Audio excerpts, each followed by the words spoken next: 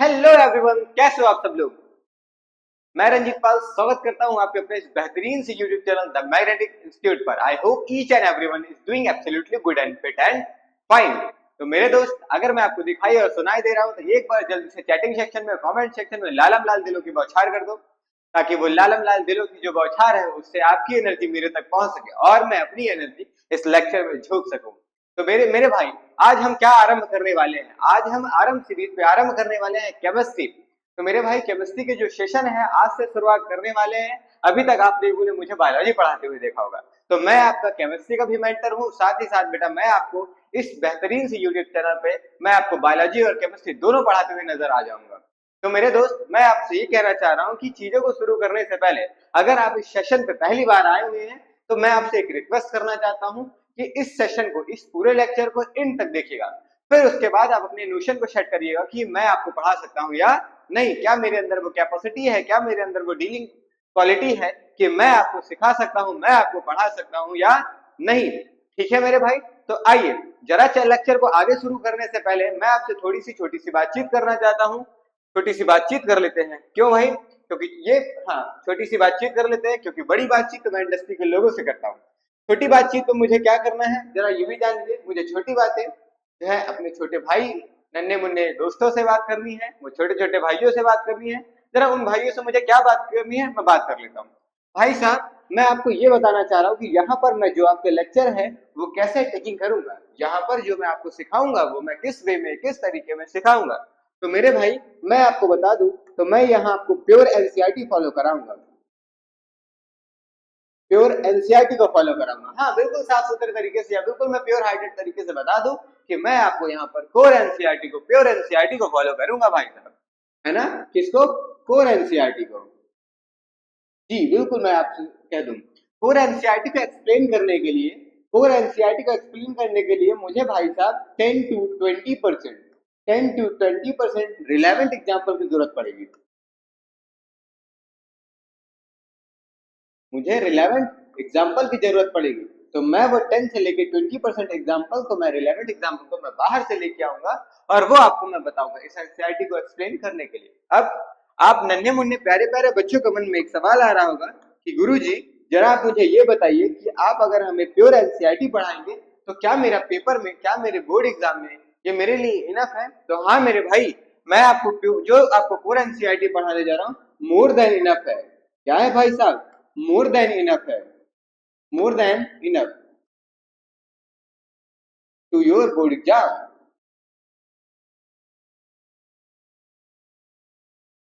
भाई साहब, आपके बोर्ड के लिए ये पर्याप्त है, बहुत अच्छे से जो है पर्याप्त है, इसके आगे आपको कोई आवश्यकता नहीं है। साथ ही साथ जो चीजें मैं आपको बताऊंगा मेरे भाई, ऐसा कोई ऐसा चीज नहीं है कि जो आपको ये लगेगा कि बोर्ड के पेपर जब आप देंगे तो आपको कभी भी इस चीज का रियलाइजेशन नहीं होने पाएगा कि आपने इस चीज को नहीं पढ़ा या आपके गुरुजी ने इसको कम एक्सप्लेन किया है। अब उसके साथ साथ मैं क्या करूंगा, उसके साथ साथ भाई, मैं आपको जो लेक्चर लूंगा वो लेक्चर मैं हैंड रिटन नोट्स के फॉर्म में लूंगा, हैंड रिटन नोट्स के फॉर्म में लूंगा, हैंड रिटन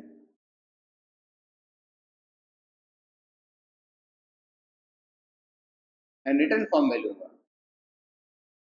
अर्थात गुरुजी क्या कहना चाह रहे हैं, मैं कोई भी पीपीटी, कोई भी स्लाइड पहल से बना के नहीं लेके आऊंगा, है ना? मैं आऊंगा और धड़ाधड़ धड़ाधड़ स्लाइड्स को पढ़ के नहीं जाऊंगा। मेरे भाई, मैं सारी चीजें आपके सामने लिखूंगा, सारी चीजें आपके सामने लिखूंगा। जैसे मैं आपको क्या कहना चाह रहा हूँ मैं आपको दिखा भी देता हूँ। मैं आपको ये कहना चाह रहा हूँ मेरे भाई कि सिर्फ मैं टॉपिक को लेके आऊंगा और टॉपिक को लाने के बाद इसमें क्या एक्सप्लेन करना है, क्या एक्सप्लेन नहीं करना है, वो सारी चीजें मैं आपको यहीं पर लिखूंगा। कोई भी चीज मैं वेल प्रिपेयर्ड स्लाइड लेके नहीं आऊंगा कि मैं आऊं और आपको रीड करके खटाखट बताते हुए चला जाऊं। मैं ऐसी कोई घटना नहीं करूंगा। क्यों? ना गुरुजी ने पहले कभी पढ़ाया है रीडिंग करके, ना आज गुरुजी कभी रीडिंग करके पढ़ाएंगे। गुरुजी पहले भी नोट्स बना के लिख पढ़ाते थे और आज भी नोट्स बना के पढ़ाएंगे। और क्या करूंगा भाई, उसके साथ ड्यूरिंग द लेक्चर हम क्वेश्चन को सॉल्व करेंगे। ड्यूरिंग द लेक्चर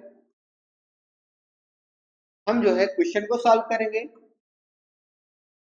जो क्वेश्चन रहेंगे वो लगभग 10 से 12 क्वेश्चन हम रोज, 10 से 12 क्वेश्चन हम जो है डेली लेक्चर के साथ रिवाइज करते रहेंगे, डेली लेक्चर के साथ प्रैक्टिस करते रहेंगे। उसके साथ साथ मेरे भाई, उसके साथ साथ और मैं आपको क्या दूंगा, उसके साथ साथ मैं और दूंगा आपको डीपीपी, उसके साथ साथ मैं और क्या दूंगा मेरे भाई, डीपीपी दूंगा, डेली प्रैक्टिस पेपर भी आपको मैं दूंगा, जो टॉपिक को मैं कवर करूंगा आपके साथ, जो भी टॉपिक को मैं कवर करूंगा ना भाई, जो भी टॉपिक को मैं कवर करूंगा उस टॉपिक पे रिलेवेंट कम से कम 10 टू आपको 15 क्वेश्चन प्रॉपर देखने को मिल जाएंगे। 10 टू आपको 15 क्वेश्चन प्रॉपर देखने को मिल जाएंगे। उसके साथ मैं क्या करूंगा, उसके साथ मेरे भाई, उसके साथ मैं पीवाईक्यू भी डिस्कस करूंगा, उसके साथ मैं आपको पीवाईक्यू करूंगा। और जब ये हमारा चैप्टर खत्म हो जाएगा, जब ये हमारा सेशन एंड होगा, तो मैं आपको अपनी हैंड रिटन शॉर्ट नोट्स दूंगा। मैं आपको अपनी हैंड रिटन शॉर्ट नोट्स भी दूंगा, वो आपके लिए बहुत सफिशिएंट होगी, बहुत मजेदार होगी, और वो आपको रिवाइज करने में बहुत हेल्पफुल होगी। इतनी बातें मैं आपको बताना चाहता था, ये मेरी छोटी सी बातचीत थी, इतनी सी चीजें मैं आपको एक्सप्लेन करना चाहता था। आइए अब जो है आज के टॉपिक में हमें क्या क्या पढ़ना है, जरा उसको भी हम जान लेते हैं, फिर चीजों को हम मूव करते हैं। तो मेरे भाई आज के टॉपिक की अगर मैं बात करूं तो मुझे क्या क्या डिस्कस करना है, जरा उनकी बात कर लेता हूं। सबसे पहले मैं डिस्कस करूंगा किसके भाई, मैं डिस्कस करूंगा इंट्रोडक्शन ऑफ साइंस की।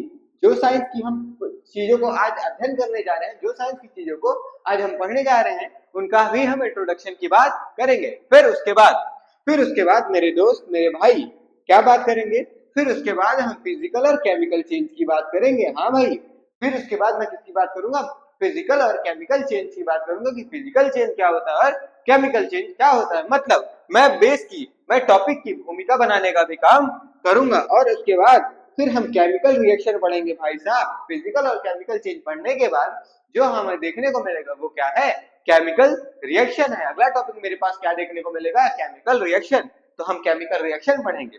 फिर उसके बाद है ना, वक्त और मौका और दस्तूर को देखते हुए हम क्या पढ़ेंगे, हम पढ़ेंगे भाई केमिकल रिएक्शन को बैलेंस करने का तरीका, कि केमिकल रिएक्शन को कैसे बैलेंस किया जाता है। उसके बाद मेरे दोस्त मेरे भाई क्या देखेंगे, हम टॉपिक रिलेटेबल क्वेश्चंस देखेंगे। जिस टॉपिक को हम डिस्कस करेंगे आज की डेट में, उससे रिलेटेबल क्वेश्चंस की भी प्रैक्टिस हम करेंगे। और वन मोर थिंग, एक चीज मैं आपको और बता दूं, क्या ये क्लास ऐसे नॉर्मल क्लास होने वाली है?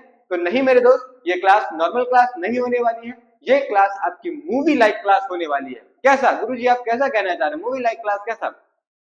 मैं आपको बता दूं, इस पूरे सेशन में आपको मैं लाइव एक्सपेरिमेंट के साथ पढ़ाऊंगा। लाइव एक्सपेरिमेंट के साथ साथ गुरुजी अपने क्रिएशंस को भी देंगे।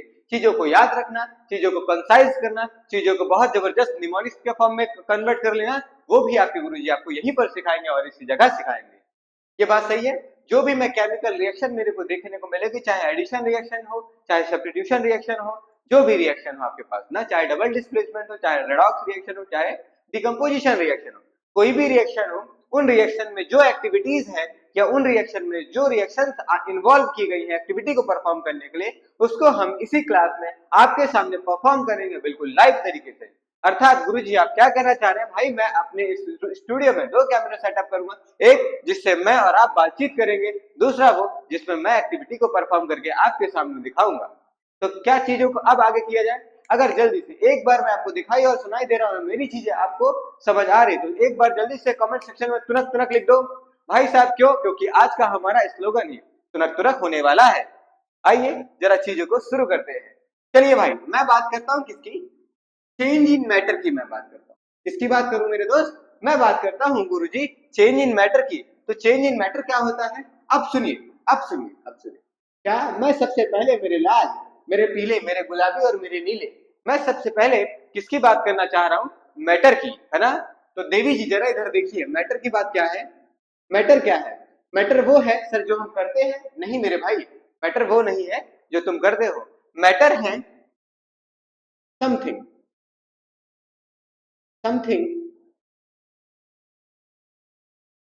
that occupy space and mass। ऐसी कोई चीज जो स्पेस और मास को कंज्यूम करे, वो मेरे पास क्या होती है मेरे लाल? मैटर होती है। क्या बात है गुरुजी, ये तो आपने बहुत सटीक चीज बता दी। डन है। अब on the basis of a chemical composition, on the basis of a reaction, on the basis of a change, ये जो मैटर है आपके 2 पार्ट्स में डिवाइड किए गए हैं। ये जो मैटर है आपके किसमें? 2 पार्ट्स में डिवाइड किए गए हैं। पहला पार्ट गुरुजी क्या है और दूसरा पार्ट क्या है, जरा वो भी बताइए। तो सुनो मेरे भाई, पहला पार्ट है फिजिकल चेंज, फिजिकल चेंज। दूसरा पार्ट है केमिकल चेंज, केमिकल चेंज। क्या होता है फिजिकल चेंज और क्या होता है केमिकल चेंज, आइए जरा इनमें भी देखते हैं। तो पहले अगर मैं बात करूं फिजिकल चेंज की, तो फिजिकल चेंज क्या है भाई, फिजिकल चेंज में आपको कोई स्पेशल बात नहीं देखने को मिलती। इसमें केमिकल कंपोजिशन जो होता है उसमें चेंज नहीं होता, जैसे no chemical, chemical composition, no chemical composition change. Chemical composition में कोई बदलाव नहीं आता। अर्थात क्या कहना चाह रहे हैं गुरुजी आप, मैं ये कहना चाह रहा हूं मेरे भाई कि जिस चीज से ये बना होगा उसके केमिकल कंपोजिशन में या उसमें बदलाव बिल्कुल भी नहीं आएगा। जैसे मैं इस मार्कर की बात करूं मेरे भाई, तो इस मार्कर के मैं 2 टुकड़े कर दूं, क्या इस मार्कर के अभी भी केमिकल कंपोजिशन में कोई बदलाव आया क्या? क्या ऐसा है क्या कि मार्कर को टूटने के बाद एक टुकड़ा प्लास्टिक का बचा और एक टुकड़ा लोहे का बचा? ऐसा भी नहीं हो सकता ना भाई, ऐसा भी बिल्कुल नहीं हो सकता है। तो इसके केमिकल कंपोजिशन में कोई बदलाव नहीं आ रहा, केवल और केवल कहां बदलाव आ रहा है, केवल और केवल मेरे भाई इसके शेप, साइज और इसके कहां पर, शेप, साइज और स्टेट में बदलाव आएगा। हो सकता है कि इस मार्कर को मैं उठा के किसी लकड़ी या किसी प्लास्टिक में डाल दूं, है ना, किसी लकड़ी या किसी प्लास्टिक में डाल दूं, सॉरी सॉरी सॉरी, किसी आग में डाल दूं। तो किसी आग में डालने के बाद क्या होगा, किसी आग में डालने के बाद मेरे भाई ये मेल्ट हो जाएगा, धीरे धीरे इसका एक मेल्टिंग पॉइंट होगा, उस मेल्टिंग पॉइंट पे पहुंचने के बाद ये पिघलना शुरू कर देगा। तो क्या पिघलने के बाद भी ये प्लास्टिक का बना हुआ मार्कर में कोई केमिकल कंपोजिशन मुझे बदलाव देखने को मिलेगा क्या? बिल्कुल नहीं। तो अगर मैं बात करूं तो मुझे यहाँ केवल चेंज कहाँ देखने को मिलेगा, मुझे यहाँ केवल चेंज देखने को मिलेगा उसके शेप में, उसके साइज में और उसके शेप, साइज और स्टेट में, यहां मुझे बदलाव देखने को मिलेगा। और साथ ही साथ, और साथ ही साथ इधर अगर मैं बात करूं केमिकल कंपोजिशन की, मैं बात करूं या केमिकल रिएक्शन की बात करूं, तो केमिकल रिएक्शन में केमिकल कंपोजिशन का बदलाव होता है, केमिकल कंपोजिशन का, केमिकल कंपोजिशन में चेंज देखने को मिलता है। ठीक है, साथ ही साथ इनके स्टेट, स्टेट, शेप और साइज में भी बदलाव देखने को मिलता है। क्या ये बात सही है? यस सर, ये बात बिल्कुल सही है। और जरा अगर मैं बात करूं, और अगर मैं बात करूं फिजिकल चेंज की और केमिकल चेंज की,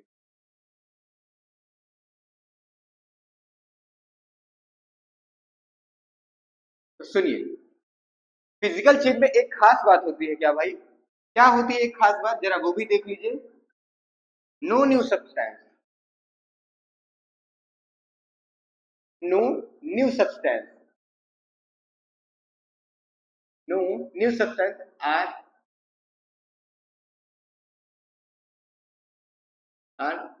not, sorry, no new substance form.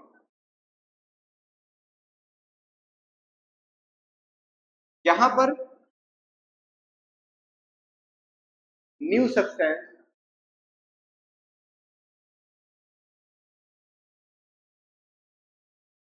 Are form, done है। तो इस जगह कोई भी न्यू सब्सटेंस का फॉर्मेशन नहीं होता, मतलब फिजिकल चेंज में कोई भी न्यू सब्सटेंस का फॉर्मेशन नहीं होता, पर केमिकल चेंज में मेरे भाई न्यू सब्सटेंस का फॉर्मेशन होता है। गुरुजी अभी समझ नहीं आ रहा है, एक बार जरा एग्जांपल लीजिए तो समझ आ जाएगा। मान लीजिए मेरे पास भाई एक पेपर है, पेपर, इस पेपर के मैं छोटे छोटे पीसेस में कटिंग कर दूं, इस पेपर के अगर मैं छोटे छोटे पीसेस में कटिंग कर दूंगा, तो कहीं ना कहीं वो मेरे पास जो टुकड़े बनेंगे वो कुछ ऐसे ऐसे बनेंगे। क्या इन टुकड़ों में, क्या इन टुकड़ों में केमिकल कंपोजिशन में कोई बदलाव आया क्या? नहीं भाई, केमिकल कंपोजिशन में तो अभी भी कोई बदलाव नहीं है, पहले भी ये पेपर था और अभी भी ये पेपर है, पहले भी मैं इस पर लिख सकता था, अभी भी मैं इस पर लिख सकता हूं।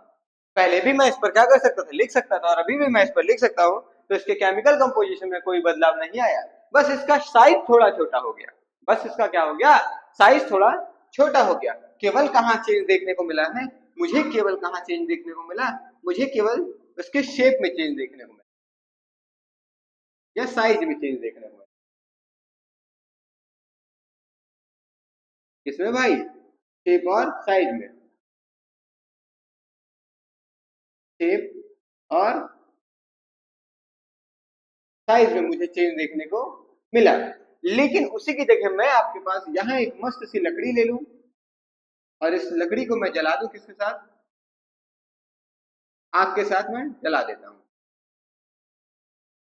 अगर मैं इस लकड़ी को आग के साथ जला दूंगा तो मेरे पास यहाँ क्या बचेगा, ऐश। वो वाला ऐश नहीं जो आप लोग करते हो, मेरे पास यहाँ क्या बचेगा, ऐश, राख बचेगी।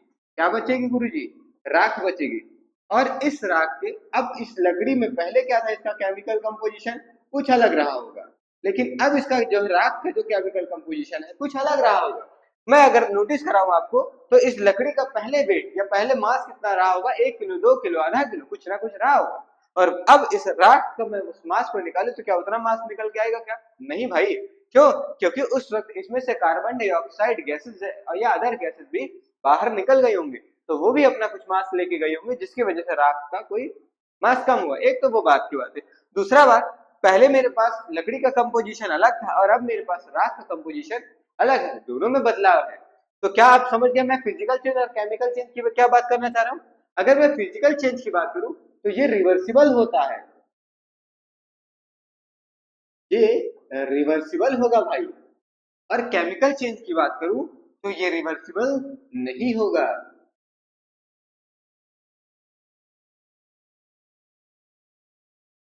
ये रिवर्सिबल नहीं होगा, मतलब एक बार आप और आगे बढ़ गए तो वापस से पीछे लौट के नहीं आ सकते। लेकिन फिजिकल चेंज में बात करूं तो अगर मैं आगे जा सकता हूं तो मैं पीछे भी जा सकता हूं।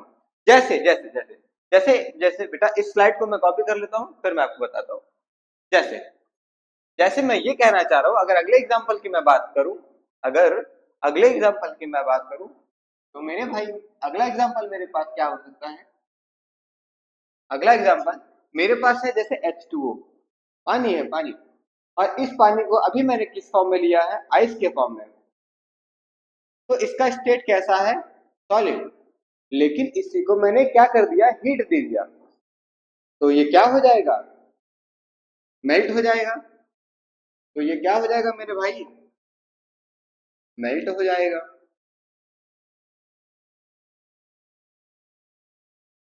ठीक है सर। अब जब ये मेल्ट हो जाएगा, अब जब ये बर्फ का जो टुकड़ा था, ये जो बर्फ का टुकड़ा था, इसको मैंने हीट प्रोवाइड कर दिया, अब क्या हो जाएगा, ये मेल्ट हो जाएगा। तो अब इस पानी का कंपोजिशन क्या है, क्या अभी भी इसमें कोई बदलाव आया है, नहीं सर, केवल और केवल इसके स्टेट में बदलाव आया है। पहले ये सॉलिड पानी था, अब ये लिक्विड पानी में कन्वर्ट हो चुका है, तो मेरे पास केवल और केवल किसमें बदलाव देखने को मिला है, मेरे भाई मेरे पास सिर्फ और सिर्फ केवल और केवल बदलाव देखने को मिला, कहां पर, केवल और केवल इसके स्टेट्स में बदलाव देखने को मिला है। लेकिन अगर मैं बात करूं इस जगह पर, तो अभी मैंने इससे पहले एग्जांपल लिया था पेपर का, ना भाई, अभी मैंने इससे पहले क्या एग्जांपल लिया था, पेपर का। और इस पेपर को मैं वापस से जला दूं, इस पेपर को मैं क्या करूं, वापस से जला दूं, तो मेरे पास पेपर का जो ऐश बचेगा, मेरे पास पेपर का जो ऐश बचेगा या पेपर का जो केमिकल कंपोजिशन बचेगा, वो इधर वाला चेंज हो जाएगा और इस तरफ चेंज हो जाएगा, अलग हो जाएगा। ये मैं कहना चाह रहा हूँ, क्या ये बात क्लियर है। आइए जरा, ये बात एक बार क्लियर है तो फिर जल्दी से आगे मूव करते हैं अपने आगे की ओर। केमिकल रिएक्शन क्या होती है, मैं बात करूं किसकी मेरे भाई, केमिकल रिएक्शन की। केमिकल रिएक्शन होता क्या है, तो सुनो, केमिकल रिएक्शन क्या होता है, केमिकल रिएक्शन कुछ नहीं है, केमिकल रिएक्शन कुछ नहीं है, बस बस बस बस केमिकल चेंज के दरमियान में जो प्रोसेस होती है, उसी प्रोसेस को मैं केमिकल रिएक्शन के नाम से जानता हूं। मैंने क्या कहा, मैंने कहा कि केमिकल प्रोसेस के दरमियान में, केमिकल प्रोसेस के दरमियान में जो चेंज आपको देखने को मिल रहा है, उस चेंज को ही मैं केमिकल रिएक्शन के नाम से जानता हूं, ना भाई। मतलब मतलब अब दिखाता हूं, है ना। Chemical change is also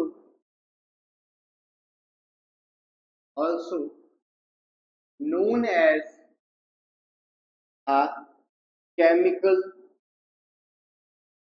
reaction. Chemical process को ही क्या नाम से जानते हो आप? केमिकल रिएक्शन के नाम से जानते हो।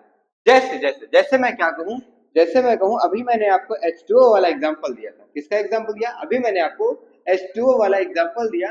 या अभी अगर मैं एग्जांपल आपको दूं तो मेरे पास मान लो क्या है, मैग्नीशियम की एक रिबन है।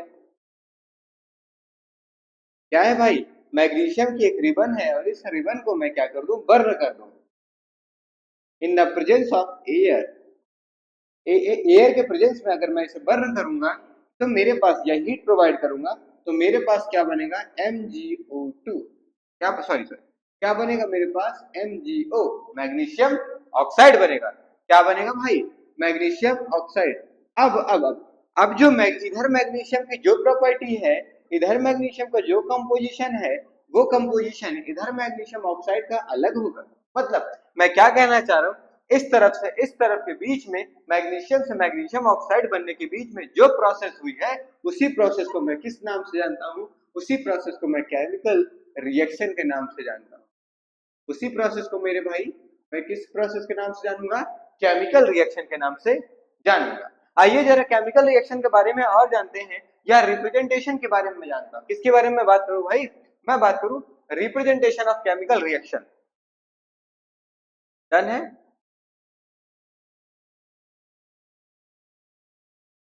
चलो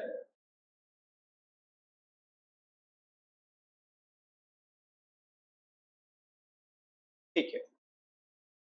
रिप्रेजेंटेशन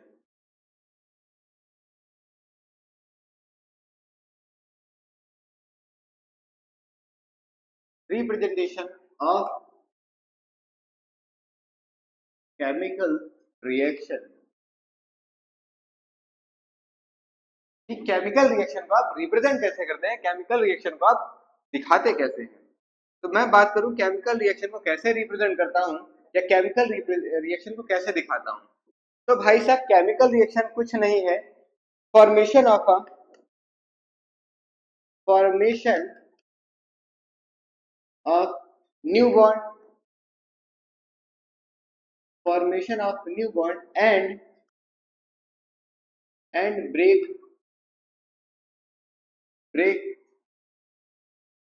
of old bond।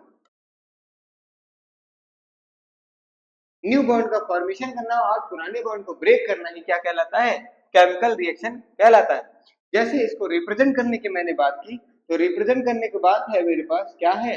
मेरे पास है H2, और इसको अभी मैंने किसमें लिया है भाई साहब? इसको मैंने लिया है गैस के फॉर्म में।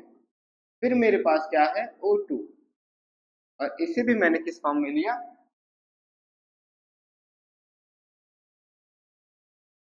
O2, और ये भी किस फॉर्म में है? गैसियस फॉर्म में। दोनों आपस में रिएक्शन करती हैं और क्या बनाती हैं? और बनाएंगी H2O। दोनों आपस में रिएक्शन करेंगे और क्या बनाएंगे मेरे भाई? H2O बनाएंगे ना। अब सुनो, जो ये H2O बनाएगा वो H2O कैसा है? वो H2O है लिक्विड स्टेट का। मेरी बात सुनिएगा, मैं क्या कहना चाह रहा हूँ? मैं ये कहना चाह रहा हूँ कि यहाँ पर मेरे पास जो कंपोजिशन है और यहाँ पर जो मेरे पास कंपोजिशन है, दोनों आपके पास गैसेस स्टेट में है पर अलग अलग है। दोनों आपस में रिएक्ट करते हैं तो मेरे पास जो नई चीज बनती है उसका कंपोजिशन भी बिल्कुल अलग होता है और उसका स्टेट भी बिल्कुल अलग होता है। मैं आपको ये कहने जा रहा हूं कि ये आपके पास रिप्रेजेंटेशन होता है किसी भी रिएक्शन को, या ऐसे दिखाने की प्रोसेस होती है। डन है बात? ठीक है। आइए जरा थोड़ा सा केमिकल चेंज या केमिकल प्रोसेस को देख लेते हैं, या केमिकल रिएक्शन या केमिकल चेंज को देखते हैं। तो मैं ये कहना चाह रहा हूँ कि एनसीईआरटी की स्लाइड से लिखा गया है, कह रहे हैं consider the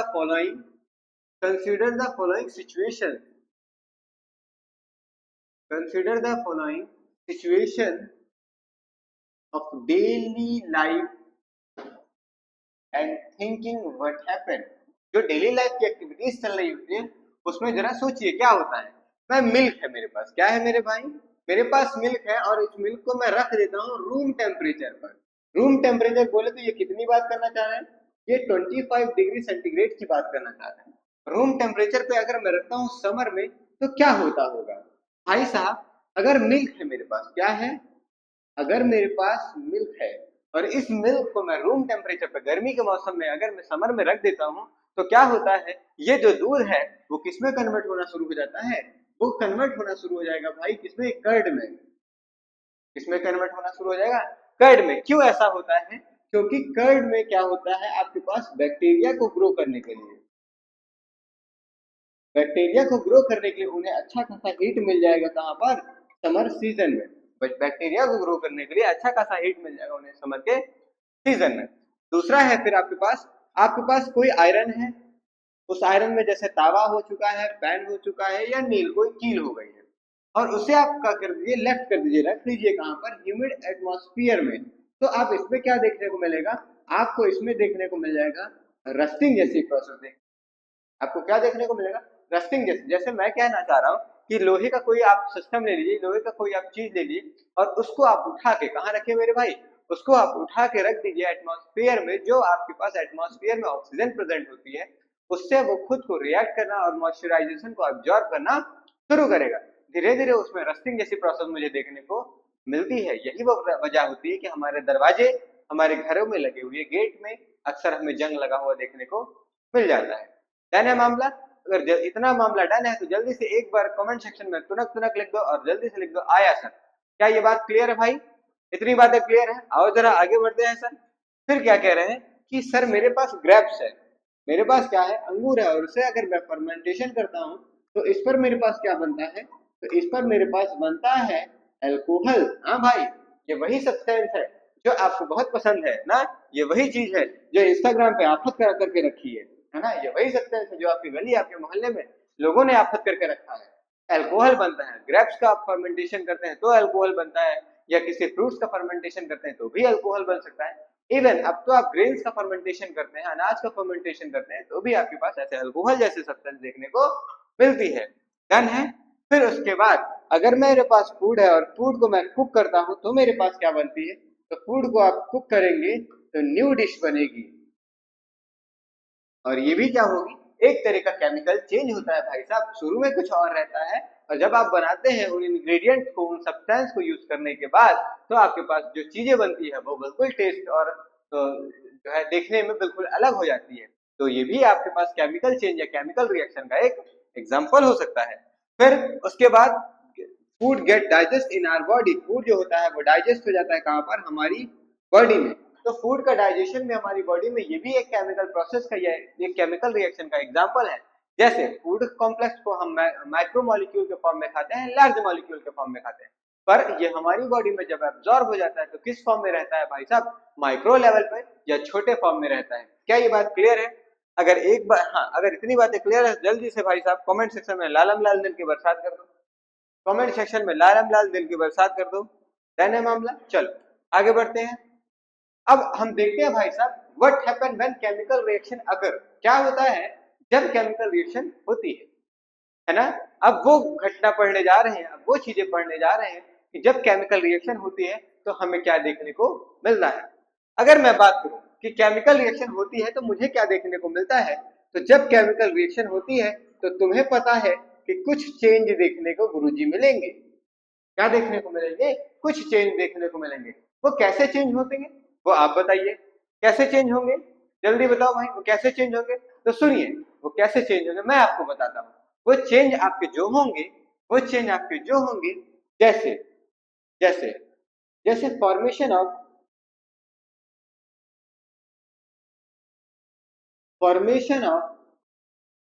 गैस, एक तो पहला चेंज ये। दूसरा चेंज क्या है, formation of formation of PPT, formation of PPT. PPT क्या है गुरुजी, पीपीटी है प्रेसिपिटेट। पीपीटी क्या है मेरे भाई, प्रेसिपिटेट इनसॉल्युबल सब्सटेंस को हम किस नाम से जानते हैं, पीपीटी के नाम से जानते हैं। फिर चेंज इन स्टेट, फिर चेंज इन स्टेट। फिर अगला क्या है, चेंज इन कलर।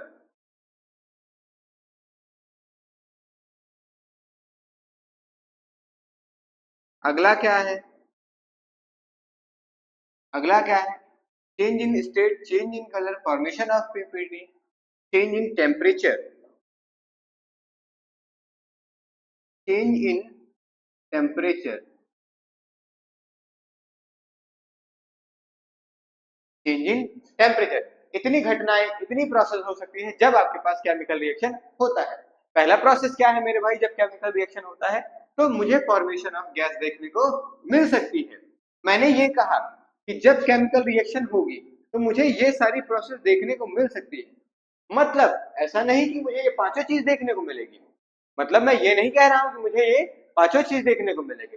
हो सकता है मुझे इनमें से कोई एक चीज देखने को मिले, हो सकता है मुझे इनमें से कोई दो चीज देखने को मिले, या ये भी हो सकता है मुझे इनमें से कोई तीन चीज या चार चीज देखने को मिले, या ये भी हो सकता है कोई पांच चीज भी पूरी पूरी पूरी की पूरी पांचों देखने को मिले। मतलब मैं क्या कहना चाह रहा हूँ मेरे भाई, ये समझिएगा।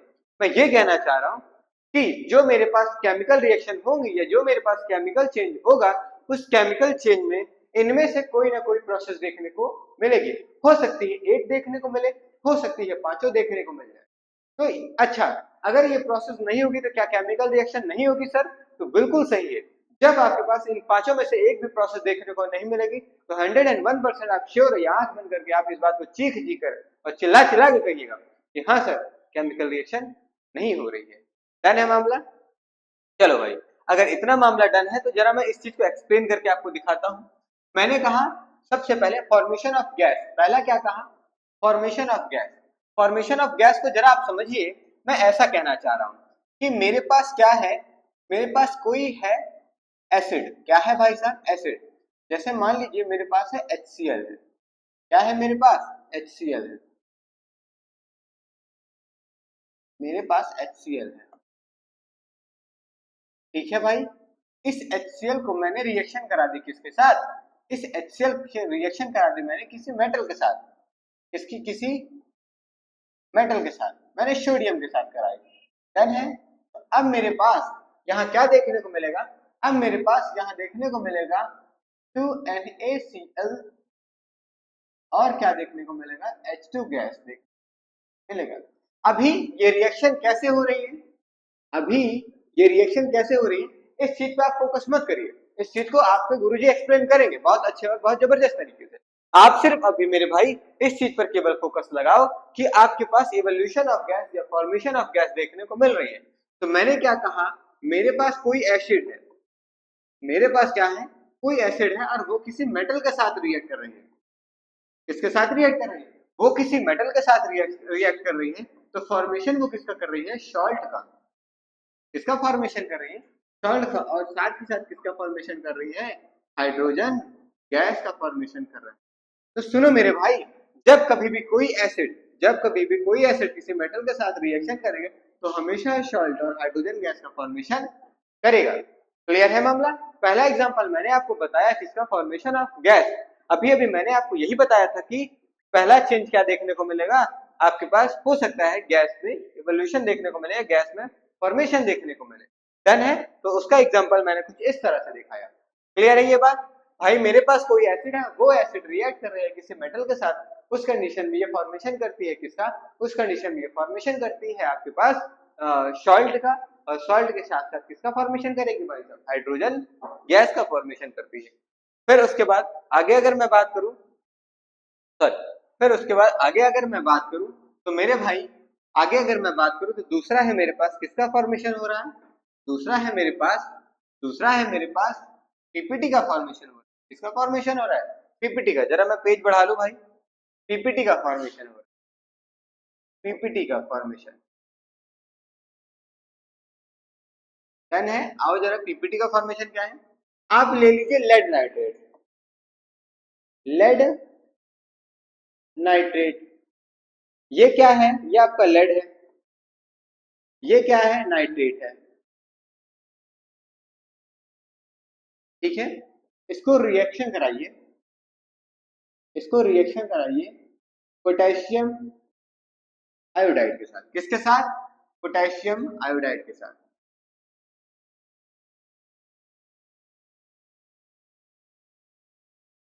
ये है आयोडाइड,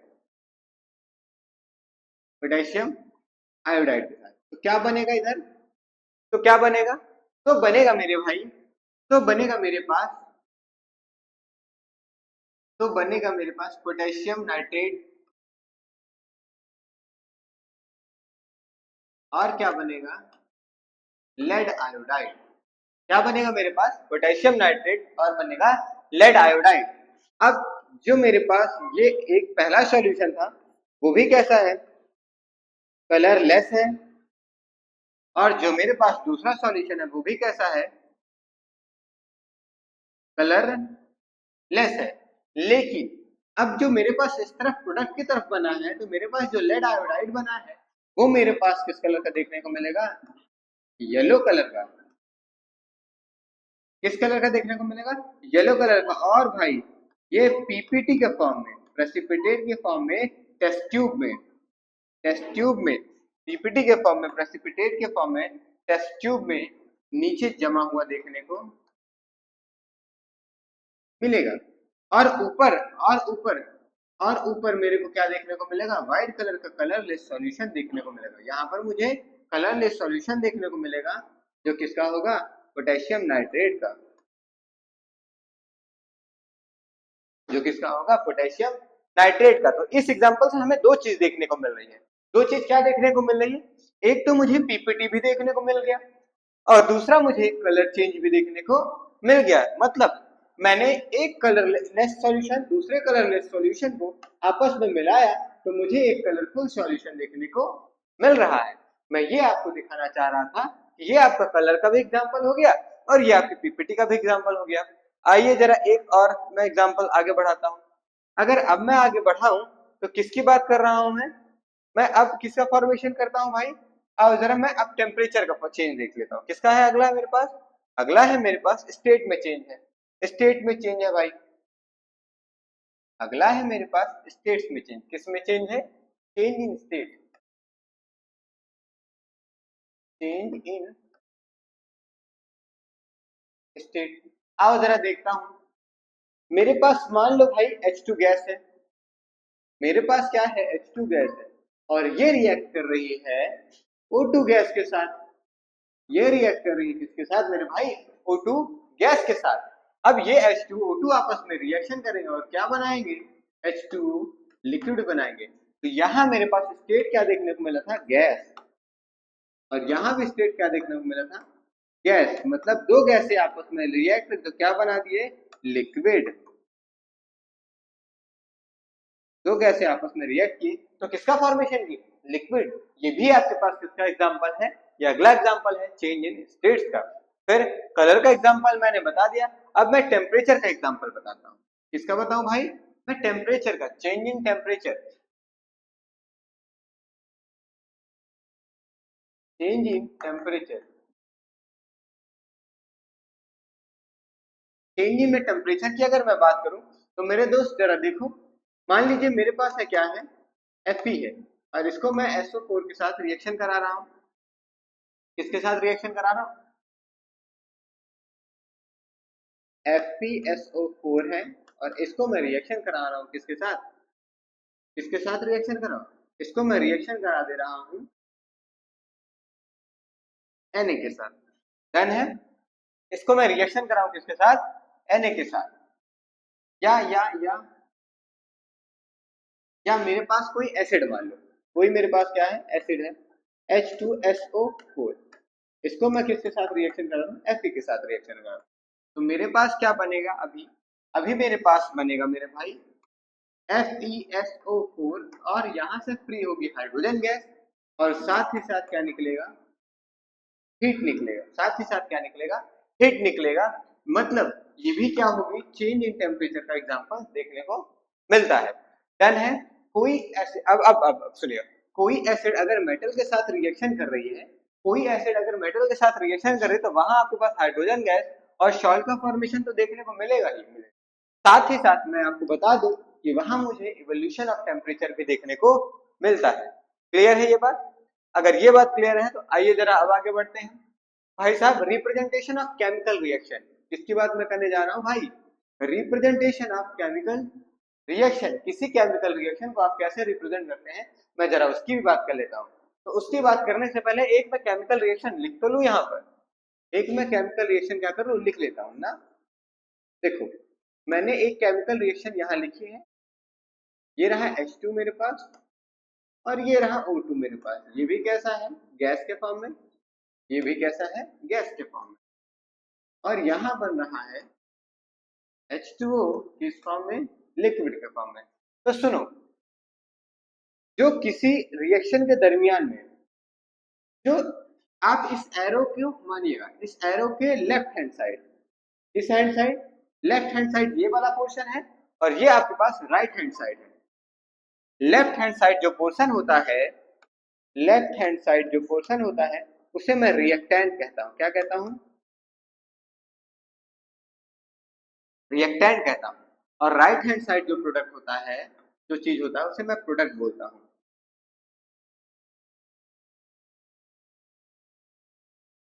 क्या बोलता हूं? प्रोडक्ट बोलता हूं। अब जो यहां पर बीच में प्लस का सिंबल बना है, अब जो यहां पर बीच में प्लस का सिंबल बना है, वो रिप्रेजेंट कर रहा है मल्टीपल रिएक्टेंट्स को। किसको रिप्रेजेंट कर रहा है? वो रिप्रेजेंट कर रहा है मल्टीपल रिएक्टेंट्स को। मतलब इसमें आपके पास एक रिएक्टेंट ये देखने को मिल रहा है, दूसरा रिएक्टेंट ये देखने को मिल रहा है। तो प्लस का जो आइकन होगा वो रिप्रेजेंट करेगा मल्टीपल रिएक्टेंट को। डन है भाई। अब ये जो एरो है, इस एरो का हेड आपको रिप्रेजेंट करेगा toward the product, toward the product. और जो ये टेल है, ये रिप्रेजेंट करेगी डायरेक्शन ऑफ प्रोडक्ट,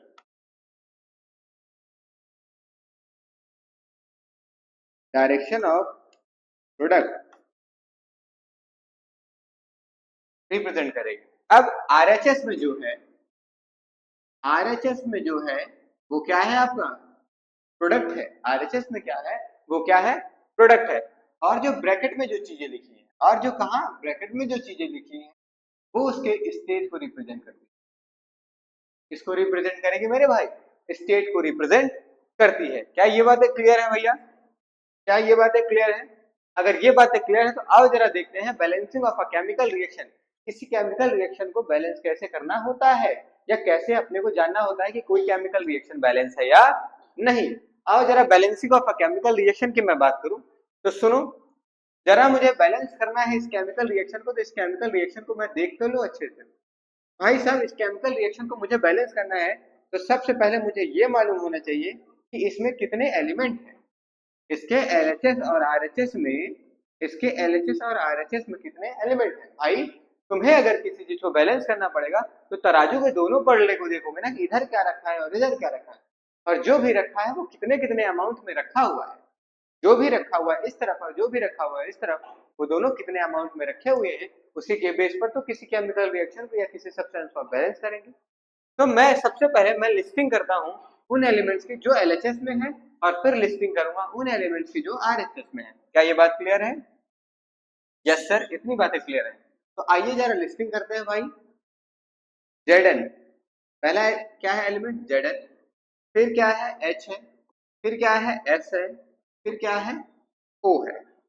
Zn कितना है? गुरुजी 1। H कितना है? गुरुजी 2। S कितना है? 1। O कितने हैं? 4। इधर भी वही लिस्टिंग करना है। Zn कितना है? 1। S कितना है? 1। O कितना है? 4। और H कितना है? 2। डन है मामला। जरा इनको इक्वेट करो, जरा इनको मैच करो। क्या ये एक दूसरे से बैलेंस है या नहीं? क्या ये एक दूसरे के बराबर है या नहीं? अगर ये एक दूसरे के बराबर है तो ये बैलेंस माने जाएंगे। अगर ये एक दूसरे के क्या है भाई? बराबर हैं, तो ये बैलेंस माने जाएंगे। और अगर एक दूसरे के बराबर नहीं है तो बैलेंस नहीं माने जाएंगे। जैसे Zn को मैं देखूं तो 1 से 1 बराबर है, बैलेंस है। अगर मैं हाइड्रोजन की बात करूं तो H से H 2 बराबर है। अगर मैं सल्फर की बात करूं तो 1 से 1 बराबर है। और ऑक्सीजन की मैं बात करूं तो 4 से 4 बराबर है। तो ये जो मेरे पास केमिकल रिएक्शन लिख रखी है, ये केमिकल रिएक्शन क्या है भाई? बराबर है। मतलब जो मेरे पास ZnSO4 है, ये सॉरी जो मेरे पास Zn और H2SO4 है वो LHS के ZnSO4 के साथ और H2 के साथ बराबर है, इक्वेट हो रही है। फिर अब मैं आपके पास दिखाऊं तो मेरे पास अगला क्या देखने को मिलता है, मेरे पास अगली केमिकल रिएक्शन या दूसरी केमिकल रिएक्शन देखने को मिल रही है। आइए जरा इसको भी चेक करते हैं कि क्या ये बैलेंस है या नहीं। तो मेरे भाई अगर इसको चेक करना है तो मैं बात करता हूँ किसकी, जरा फिर से लिस्टिंग करता हूँ। Fe, फिर है मेरे पास क्या H, फिर है मेरे पास क्या O। Fe कितना है 3, H कितना है 2 4 जा 8, H कितना है 8 और O कितना है 1। इस तरफ लिस्टिंग करता हूं फिर से Fe, O और H। Fe कितना है 3, O कितना है 4 और H कितना है 2। जरा इक्वेट करूं, Fe से Fe कितने हैं 3 से 3 बराबर है, कोई डाउट नहीं सर। यहाँ मेरे पास H कितने हैं, यहाँ मेरे पास H कितने हैं 8 और यहाँ मेरे पास H कितने हैं 2। तो क्या ये बराबर है, नहीं सर ये बराबर नहीं सर, ये बराबर नहीं है। और ऑक्सीजन को जरा मैच करूं तो क्या ऑक्सीजन बराबर है, यहाँ LHS में ऑक्सीजन कितने हैं 1 है और RHS में ऑक्सीजन कितने हैं 4, ये बराबर नहीं है। इन्हीं को बराबर करना ही बैलेंसिंग ऑफ केमिकल इक्वेशन कहलाता है। मतलब दोनों तराजू को आपस में इक्वेट कर देना है, दोनों तराजू को दोनों पहलू को आपस में बराबर कर देना ही क्या कहलाता है, balancing of a chemical equation. Balancing of a chemical equation का मतलब होता है कि LHS और RHS को अगर आप बराबर कर देंगे तो वो आपका बैलेंसिंग ऑफ केमिकल इक्वेशन या इक्वेशन को बैलेंस माना जाएगा। डन है।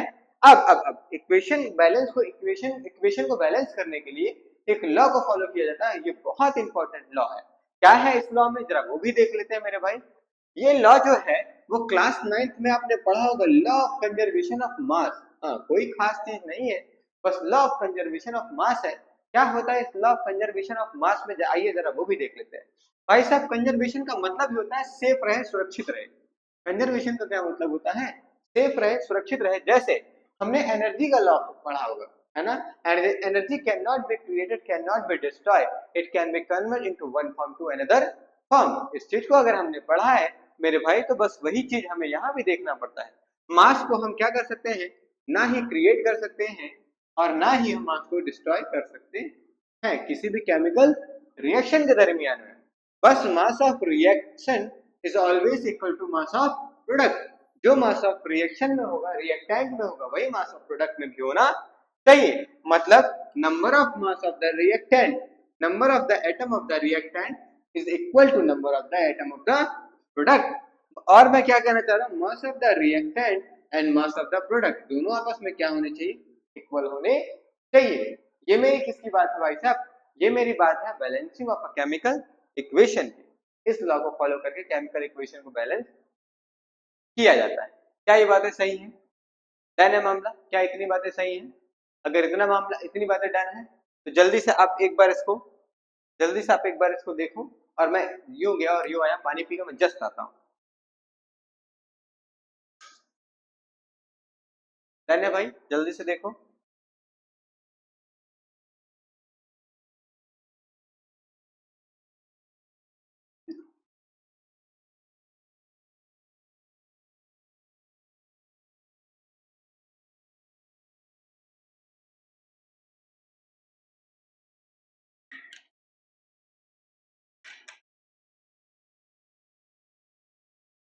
चलो चलो चलो चलो शुरू करें, शुरू करें, शुरू करें। भाई एनर्जी खत्म हो गई यार, है ना। अभी तो लगातार तबियत खराब थी करीब 15-20 दिनों से, और उसके बाद अब क्लास ले रहा हूँ रैंडमली, तो भाई एनर्जी नहीं बच रही, बिल्कुल एग्जॉस्ट हो जा रही है बॉडी। और गर्मी जो भयंकर चल रही है कि पूछो मत, है ना। तो इतना भयंकर चल रहा है कि क्या ही बताऊं। मैक्स कोलगेट मैक्स फ्रेश भी काम नहीं कर रहा, ताजगी भी नहीं दे पा रहा अब तो वो भी, ना भाई। चलो आगे बढ़ते हैं, ठीक है। डन है, डन है, हाँ, है ना। ठीक है भाई, बड़े आइए। अब जो हम केमिकल रिएक्शन को बैलेंस करने का तरीका यूज करने जा रहे हैं मेरे दोस्त, जो मैं केमिकल रिएक्शन को बैलेंस करने का तरीका यूज करने जा रहा हूँ उस तरीका को हिट एंड ट्रायल मेथड बोलते हैं। क्या बोलते हैं, हिट एंड ट्रायल मेथड बोलते हैं। आओ जरा मैं केमिकल इक्वेशन को बैलेंस करने का तरीका जो यूज करूंगा कौन सा तरीका है, हिट एंड ट्रायल मेथड। पहला पहला पहला पहला जो केमिकल रिएक्शन को बैलेंस करने के लिए आप स्टेप यूज करेंगे, पहला स्टेप क्या है? पहला स्टेप ये है कि आप केमिकल रिएक्शन को किस में लिख लें? वर्ड फॉर्म में लिख लें। वर्ड फॉर्म क्या होता है सर? वर्ड फॉर्म कुछ नहीं है मेरे भाई। वर्ड फॉर्म को कहने का मतलब है वर्ड के रूप में या स्पेलिंग के फॉर्म में लिखें। जैसे मैं कहूं ऑक्सीजन को रिएक्शन हुआ है किसके साथ? कार्बन के साथ, तो कार्बन को CARBON लिख दो और ऑक्सीजन को OXYGN लिख दो। बस इतनी सी बात है और कोई खास बात नहीं। जैसे मैं तुम्हें दिखाऊं तो मेरे पास क्या कर रहा है? मीथेन रिएक्ट कर रहा है किसके साथ? ऑक्सीजन के साथ, और बन क्या रहा है? कार्बन डाइऑक्साइड और वाटर। बन क्या रहा है? कार्बन डाइऑक्साइड और वाटर। तो पहला स्टेप ये होता है। दूसरा स्टेप क्या होता है? इसी को आप कंसाइज फॉर्म में लिखिए। दूसरा स्टेप क्या है? जो आपने वर्ड फॉर्म में इक्वेशन को लिखा है, इसी को आप कंसाइज फॉर्म में लिखने के बाद, कंसाइज फॉर्म में लिखने के बाद आप इसको क्या करिए? आप इसको भाई साहब स्ट्रक्चरल फॉर्मूला में कन्वर्ट कर दीजिए। देखिए कंसाइज करने का क्या मतलब है? दूसरा स्टेप मेरे पास अगर देखने को मिले तो उसको आपको जो केमिकल रिएक्शन है उस फॉर्म को किस में कन्वर्ट करना है? स्केलेटल केमिकल इक्वेशन में। स्केलेटल केमिकल इक्वेशन ही कंसाइज फॉर्म होती है। जैसे मीथेन को मैं लिखता हूँ CH4, ऑक्सीजन को लिखता हूँ मैं O2, और बना क्या? CO2, और बना क्या? H2O। डन है मामला। अभी ये रिएक्शन अनबैलेंस है। अभी ये रिएक्शन क्या है? अनबैलेंस है। गुरुजी जरा एक बार आप देखिए, अगर टैली करो तो यहाँ पर आपके पास हाइड्रोजन कितने हैं? 4, और यहाँ पर आपके पास हाइड्रोजन कितने हैं? 2। तो अभी ये इक्वेशन अनबैलेंस है, और अनबैलेंस इक्वेशन को लिखना ही क्या कहलाता है? Skeletal chemical equation. क्या कहलाता है भाई साहब? स्केलेटल केमिकल इक्वेशन ही अनबैलेंस केमिकल इक्वेशन के नाम से जानी जाती है। डन है, आगे बढ़िए। थर्ड स्टेप है। थर्ड स्टेप आपका कोई मैंडेटरी स्टेप नहीं है, आप इसको लिखें तो भी ठीक है, ना लिखें तो भी ठीक है। डन है। क्या कहना चाह रहा है? कह रहा है इनक्लोज द केमिकल सिंबल्स। जो आपके पास केमिकल सिंबल्स बनेंगे, जैसे आपके पास जो भी एलिमेंट रहेगा उसको आप क्या करेंगे? स्टेट्स को उसके ब्रैकेट में लिख दो, साथ ही साथ उसके फॉर्मूले को बॉक्स में लिख दो। किसमें लिख दो? बॉक्स में लिख दो। And ensure the subscripts of the symbol or formula is not a change in order to make the number of the atoms same on the both side chemical equation। अब क्या वो कहना चाह रहा है? वो कहना चाह रहा है कि जो आपने CH4 को लिखा है और आपने क्या लिखा है? ऑक्सीजन को लिखा है, वो रिएक्ट करके क्या बना? CO2 और H2O बना। इसको आप जो इनका स्टेट है वो लिखो, जो इनका स्टेट है वो लिखो, जो इनका स्टेट है वो लिखो। साथ ही साथ इन सबस्क्रिप्ट्स को आप ऐसे डब्बे में बंद करके रखो। इन सबस्क्रिप्ट्स को आप डब्बे में बंद करके रखो। सबस्क्रिप्ट क्या है? जो आपके पास ये CH4 है, ये O2 है, ये CO2 है, ये H2 है, वही आपकी क्या है? सबस्क्रिप्ट है। वही आपकी क्या है मेरे भाई? सबस्क्रिप्ट है। डन है मामला। आगे बढ़ते हैं। फिर उसके बाद आइए जरा, अब मैं किसी केमिकल रिएक्शन को या किसी केमिकल इक्वेशन को मुझे बैलेंस करना होता है तो उसके लिए प्रोसेस क्या करते हैं?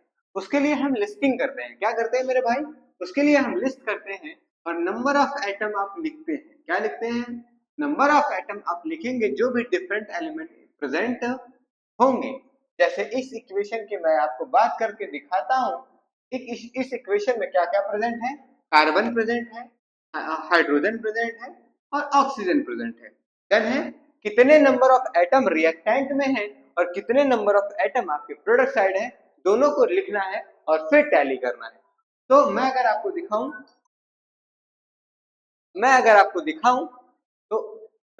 दिखाऊं तो आप क्या करेंगे? एक सेकंड बेटा, मेरा कॉल आ रही। हाँ सर।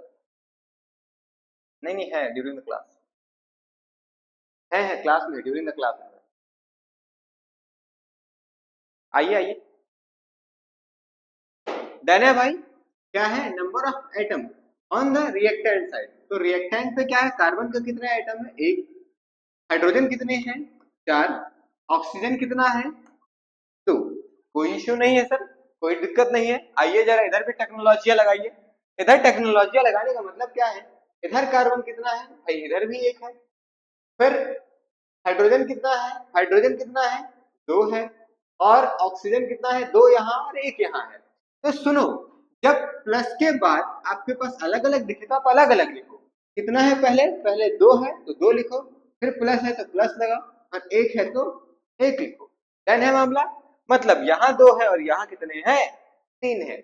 एक चीज तो ये हो गया, आपने लिस्टिंग कर ली। लिस्टिंग करने के बाद आपको आइडिया मिल गया कि इस तरफ कुछ ज्यादा है, इस तरफ कुछ कम है, या उस तरफ कुछ ज्यादा है, कुछ एलिमेंट ज्यादा है और कुछ इस तरफ कम है। इन्हीं को मुझे क्या करना है मेरे भाई, इन्हीं को मुझे बैलेंस करना है। और बैलेंस करने के लिए आखिरी स्टेप जो हम फॉलो करते हैं, जरा वो देखिए, वो सबसे अच्छा और सबसे सुंदर और सबसे खतरनाक है। क्या है वो तरीका? कह रहे हैं कि जो आपने स्टार्ट करना है बैलेंसिंग करने के लिए कंपाउंड को बैलेंसिंग करने के लिए स्टार्ट करना है, वो रिएक्टेंट और प्रोडक्ट दोनों साइड क्या करना है, कंटेंट होते है ना। जो मैक्सिमम नंबर होगा उस मैक्सिमम नंबर ऑफ आइटम से आप कंपाउंड को क्या करेंगे, बैलेंस करना शुरू करेंगे। With the maximum number of the item, उसी से शुरू करेंगे। जैसे मैक्सिमम कौन है मेरे पास, यहाँ है हाइड्रोजन, तो मैं किससे बैलेंस करना शुरू करूंगा, हाइड्रोजन से बैलेंस करना शुरू करूंगा। हाइड्रोजन रिएक्टेंट में कितने हैं, 4 हैं। अगर मैं इक्वेशन को लिखूं तो इक्वेशन मेरी क्या थी, इक्वेशन मेरी क्या थी भाई, इक्वेशन में मेरी क्या थी, मीथेन था ना, मीथेन, हाँ मीथेन और ऑक्सीजन। ठीक, क्या है, CH4 और O2, और यहाँ बनता है CO2 और यहाँ बनता है H2O। यहाँ मेरे पास रिएक्टेंट में हाइड्रोजन कितने हैं मेरे भाई, 4 हैं, और इस तरफ कितने हैं, 2। तो क्या मैं इधर 2 से मल्टीप्लाई कर दूं तो काम बन जाएगा। अगर मैं इस तरफ प्रोडक्ट रिएक्टेंट में मेरे पास 4 हाइड्रोजन है और प्रोडक्ट में मैं 2 से मल्टीप्लाई करा दूं तो मेरे पास टोटल कितने हाइड्रोजन, 4 हो जाएंगे। 4 से इस 4 से ये 4 बैलेंस हो जाएगा, हाँ सर। तो मैंने किसके साथ मल्टीप्लाई कराया, हाइड्रोजन के साथ। अब इस तरफ देखो हाइड्रोजन कहाँ है, प्रोडक्ट साइड में। आपने किस तरफ कराया है, प्रोडक्ट साइड में ना। तो प्रोडक्ट साइड में हाइड्रोजन कहाँ है, यहाँ है। तो प्रोडक्ट साइड में आप हाइड्रोजन में किसकी मल्टीप्लाई करा दो, 2 की, करा दिया सर। अब अगर प्रोडक्ट में मैंने 2 की मल्टीप्लाई कराया हाइड्रोजन से, तो 2 2 2 4, लेकिन इस 2 का मल्टीप्लीकेशन तो इस ऑक्सीजन के साथ भी हो गया ना। इस 2 का मल्टीप्लीकेशन किसके साथ हुआ है, ऑक्सीजन। और ये कौन सा ऑक्सीजन है, ये ऑक्सीजन ये वाला है, तो इसके साथ भी किसका मल्टीप्लीकेशन हो गया, 2 का। अब ये तो 2 पहले से था, और ये कितना हो गया, 1 मल्टीप्लाई 2, तो ये भी हो गया 2। मतलब 2 प्लस का 2 और इक्वल ये भी कितने हो गए, 4। अब इधर है ऑक्सीजन भी हो गए 4, लेकिन इधर ऑक्सीजन कितने हैं, 2। तो क्या मैं इधर भी ऑक्सीजन को 2 से मल्टीप्लाई करा दूं तो ये भी कितने बन जाएंगे, 4। अब इधर ऑक्सीजन खोजो कहाँ है, तो इधर ऑक्सीजन को 2 से मल्टीप्लाई करा दो। अब जरा मेरी इक्वेशन को देखो, क्या ये इक्वेशन बैलेंस है। अब मेरी इस इक्वेशन को देखो, ये इक्वेशन क्या अब मेरी बैलेंस है मेरे भाई। हाँ बिल्कुल, ये इक्वेशन अब मेरी बैलेंस है, और बहुत ही सुपर तरीके से हमने इस चीज को बैलेंस कर लिया है। डन है मामला। आइए जरा आगे बढ़ते हैं फिर नेक्स्ट क्वेश्चन की ओर। ठीक है भाई, जो टॉपिक अभी तक हमने डिस्कस किया, आइए जरा एनसीईआरटी के लाइन बाय लाइन उसको डिस्कस भी कर लें, वो भी देख लें। जैसा मैं आपको बताऊं तो हर मास्टर आपको स्कूल में हो चाहे कोचिंग में हो, हर जगह आपको बोलता है एनसीईआरटी पढ़ो, एनसीईआरटी से आपको पूरा पेपर बन जाएगा, एनसीईआरटी से आपको कहीं बाहर नहीं जाना पड़ेगा। तो मेरे भाई, एनसीईआरटी में क्या पढ़ना है और कितना पढ़ना है, ये मैं आपको आज बताता हूँ कि कितना आपको पढ़ना होता है, कितना आपको छोड़ना होता है। और जो मैंने आपको पढ़ाया, क्या वो एनसीईआरटी के लाइन बाय लाइन से है या नहीं है, या मैंने कुछ एक्स्ट्रा पढ़ाया या मैंने कुछ एडिशनल पढ़ाया, दोनों चीज मैं आपको बताऊंगा। तो अपनी बाइबल तो एनसीईआरटी ही है, नो डाउट। अपनी बुक्स के लिए क्या है, बाइबल तो एनसीईआरटी है ना। इस चीज को अभी अभी हम डिस्कस कर चुके यहाँ तक। तो अभी हमने क्या किया, हम कह रहे हैं all the above the situation, जो सारी सिचुएशन यहाँ हमें देखने को मिल रही है। कौन सी सिचुएशन, ये वाली। जैसे मैंने कहा, अगर मैं समर में क्या रख दूं, मिल्क को रख दूं तो कर्ड बन जाएगा। एटमॉस्फेयर में रख दूं इसको भाई साहब, आयरन को रख दूं तो रस्ट हो जाएगा। और और अगर मैं फर्मेंटेशन का प्रोसेस कर दूं ग्रेप्स पे तो अल्कोहल बनेगा ना। अगर मैं कुक कर दूं किसी चीज को तो न्यू डिश बनेगी। अगर मैं बॉडी में किसी फूड को डाइजेस्ट कर रहा हूं तो स्मॉल सब्सटेंस में ब्रेक होगा।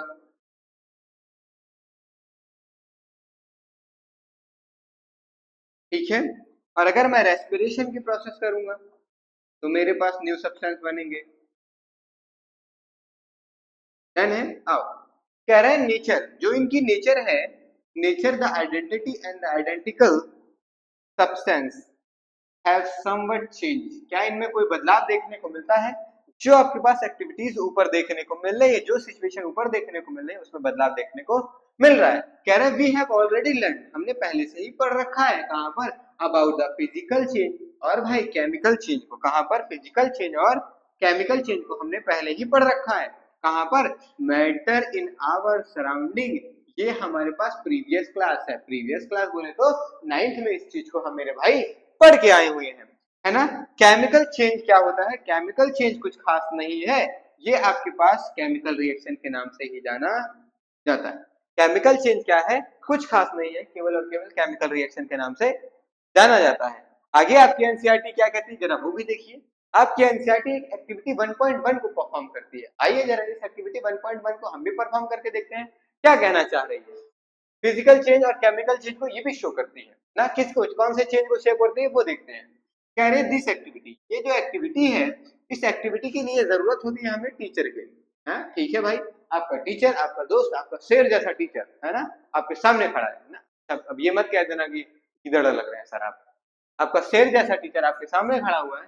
फिर कह रहा है कि अब सुनिए, अब सुनिए, आप आंखों पे क्या करिए, सुटेबल आई ग्लास को भी, स्पेक्स को भी पहन के रखिएगा। क्लीन द, हाँ first of all clean the magnesium ribbon, clean the magnesium ribbon about 3 to 4 centimeter long by the sandpaper, by the rubbing of the sandpaper।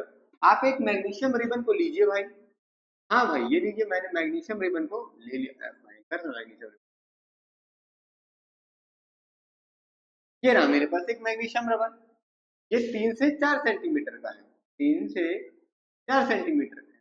फिर क्या कह रहा है, कह रहा है with a pair of a tong, एक चिमटे की हेल्प से क्या करें, इसे बर्न करें, यूज करें। इस पर, स्प्रिट लैम्प पर लगाइए भाई, इसके साथ एक स्प्रिट लैम्प। ये मैं क्या करता हूँ, मस्त सा बनाता हूँ स्प्रिट लैम्प, रंग बिरंगा स्प्रिट लैम्प लगा दिया मैंने। यहाँ से निकलेगी ज्वाला मेरी, यहाँ से क्या निकलेगी, आग, लगा दिया मैंने आग सर। जैसे ही इस पर आग लगाते हैं, है ना, स्प्रिट लैम्प और बर्नर, बर्नर से आग कर लीजिए। कलेक्ट द ऐश, इसकी राखों को, इसके ऐशों को, इसके ऐशो आराम को क्या कर लीजिए, कलेक्ट कर लीजिए। और इसको ऐशो आराम को कहाँ कलेक्ट करना है, वॉच ग्लास में। और वॉच ग्लास में कलेक्ट करने के बाद burn the magnesium ribbon keeping the always as far as possible for your eyes. ये प्रिकॉशन बता रहा है, ये क्या बता रहा है मेरे भाई, ये वो प्रिकॉशन बता रहा है कि जब आप मैग्नीशियम रिबन को जलाएंगे तो आप अपनी आंखों को क्या करें, दूर रखें।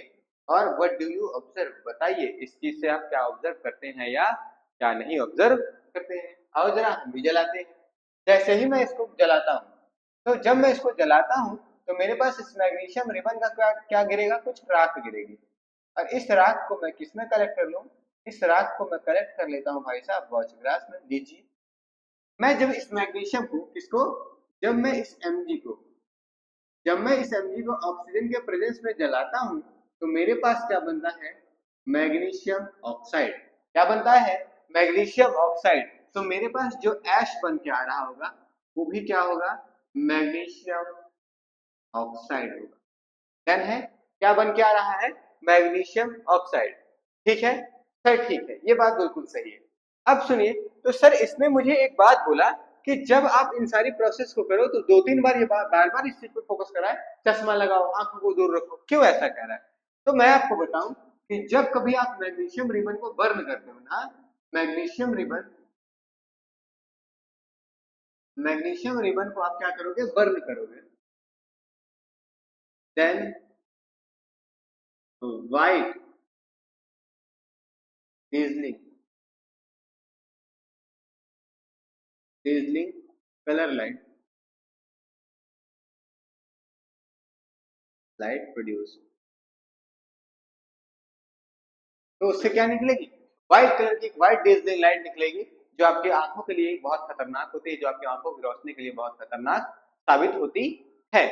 ठीक है, अगर अगर प्रॉपर उसे ध्यान ना दे, अगर उसका प्रॉपर प्रिकॉशन का ध्यान ना दे तो हमारी आंखों की रोशनी भी जा सकती है इस चीज से। ठीक है, अब जो मेरे पास ये पाउडर आया है, ये जो मेरे पास मैग्नीशियम ऑक्साइड का क्या आया, पाउडर, जो मेरे पास ये मैग्नीशियम ऑक्साइड का ये पाउडर आया है, ये पाउडर आपका, अगर मैं आपको बताऊं तो ये पाउडर का जो पीएच होता है, क्या होता है भाई साहब, पीएच होता है, पोटेंशियल ऑफ हाइड्रोजन, वो लगभग कितना होता है, वो लगभग होता है 9.5 से लेके 10.5 तक। सर कैसे, आपने पाउडर का पीएच कैसे निकाला, आपने पाउडर का पीएच निकाला कैसे, जरा मुझे ये तो बताइए। तो मेरे भाई, कभी भी पाउडर का पीएच निकाला नहीं जा सकता जब तक उसको एक्वस सॉल्यूशन में डिसॉल्व नहीं करेंगे, तब तक उसका आप कभी भी पीएच निकाल नहीं सकते। तो अगर मैं इस पाउडर को, इस एमजीओ को, किसको भाई, इस एमजीओ को H2O के साथ रिएक्शन कराऊंगा, तो मेरे पास क्या बनेगा, मेरे पास बनेगा MgOH का होल ट्वाइस, मतलब मैग्नीशियम हाइड्रोक्साइड बनेगा। और ये मैग्नीशियम हाइड्रोक्साइड का पीएच कितना होता है, 9.5 टू 10.5।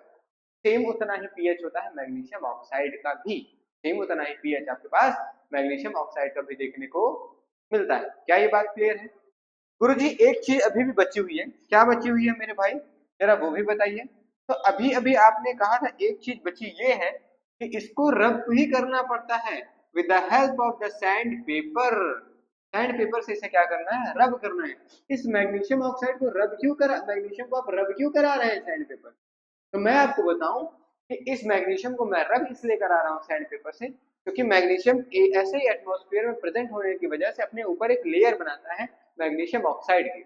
और जब मैं उसे, वो लेयर बन जाती है मैग्नीशियम ऑक्साइड की, तो तब मैं उसे जलाऊंगा तो वो प्रॉपर तरीके से नहीं जलेगा, या उसे जलाने में मुझे डिफिकल्टीज देखना पड़ेगा।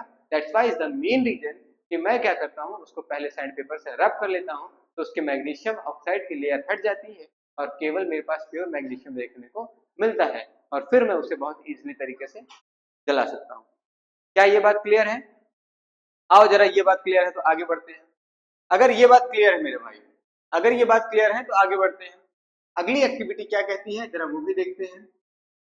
अगली एक्टिविटी आपके पास देखने के लिए है, अगली एक्टिविटी आपके लिए करने के लिए है, क्या है? इस एक्टिविटी के दरमियान में, इस एक्टिविटी के दरमियान में तुम्हें क्या देखने को मिलता है, जरा वो भी देखो। इस एक्टिविटी के दरमियान में मुझे देखने को मिलता है, इस एक्टिविटी के दरमियान में मुझे देखने को क्या मिलता है, जरा वो देखते हैं। इस एक्टिविटी के दरमियान में मुझे देखने को मिलेगा भाई साहब कि मेरे पास ये क्या है, लेड नाइट्रेट है। मेरे पास क्या है, लेड नाइट्रेट है। और ये लेड नाइट्रेट का जो सॉल्यूशन है वो मैं एक टेस्ट ट्यूब में लेता हूँ। आपने गुरुजी लेड नाइट्रेट का सॉल्यूशन लिया और किसमें है, ये टेस्ट ट्यूब है, इसमें ले लिया। इसमें मैंने ऐड किया पोटेशियम आयोडाइड, किसको ऐड किया भाई, पोटेशियम आयोडाइड को। लीजिए भाई, पोटेशियम आयोडाइड को भी मैंने ऐड कर दिया। किसी और कलर से ले लूं? ठीक है भाई, लीजिए पोटेशियम आयोडाइड को भी मैंने ऐड किया, है ना। तो आप क्या ऑब्जर्व करते हैं, आप क्या ऑब्जर्व करते हैं, तो अगर तुम्हें याद हो तो मैंने एक एक्टिविटी अभी अभी आपको पढ़ाई है। कब पढ़ाई है? जब मैंने आपको सिखाया कि केमिकल रिएक्शन जब होता है तो क्या होता है। मैंने आपको क्या बताया कि केमिकल रिएक्शन जब होता है तो क्या होता है, उस दरमियान में मैंने आपको बताया था लेड नाइट्रेट और पोटेशियम आयोडाइड की, जहां पर मैंने पीपीटी का फॉर्मेशन किया था। किसका फॉर्मेशन किया मेरे भाई, पीपीटी का फॉर्मेशन किया था। और जब मैंने पीपीटी का फॉर्मेशन किया और कलर चेंज वाला फॉर्मेशन किया, ये वही एग्जांपल है। आइए जरा देखते हैं। कह रहा है लेड नाइट्रेट लीजिए, तो PbNO3 का फुल ट्वाइस, ये क्या है, लेड है। ये क्या है, लेड है। और ये क्या है, नाइट्रेट। ये क्या है, लेड है। और ये क्या है, नाइट्रेट है। इस लेड नाइट्रेट में आपने ऐड कर दिया पोटेशियम आयोडाइड को। किसको ऐड किया भाई, पोटेशियम आयोडाइड को ऐड किया है। किसको ऐड किया, पोटेशियम। ये कौन है, पोटेशियम है। और ये कौन है, आयोडाइड। जैसे ही आपने इस पर रिएक्शन कराया, तो अब आपके पास क्या बनेगा, आपके पास बनेगा पोटेशियम नाइट्रेट और बनेगा लेड आयोडाइड, और बनेगा लेड आयोडाइड। ये बनेगा येलो कलर का, येलो कलर का पीपीटी बनेगा। ये क्या बनेगा, येलो कलर का पीपीटी बनेगा। और ये आपका कलरलेस सॉल्यूशन बनेगा।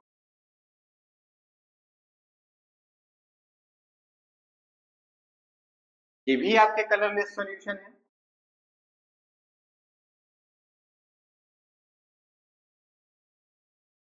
ये भी आपका कलरलेस सॉल्यूशन है।